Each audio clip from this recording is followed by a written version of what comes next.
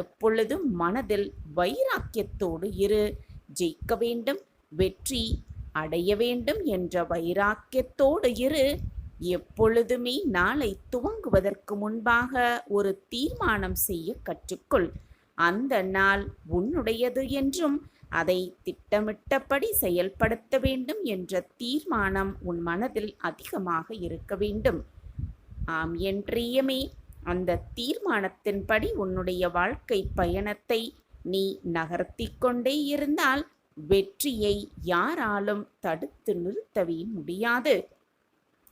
உனக்கு கொடுக்கப்பட்டுள்ள அறிவாற்றலை கொஞ்சமும் பயன்படுத்தாமல் கண்மூடித்தனமாக இறைவனை நம்புவதை விட இறைவனை மட்டுமே நம்புவதை விட உன்னுடைய பகுத்து அறிவை முறையாக பயன்படுத்திக்கொள் என் பிரியமே. அப்பொழுது அந்த இறைவனே உனக்கு துணையாக இருப்பார் எல்லா சூழ்நிலையிலும். ஆம் என் பிரியமே, எல்லா சூழ்நிலையிலும் உனக்கு துணையாக இருப்பார் உன்னை படைத்த இறைவன்.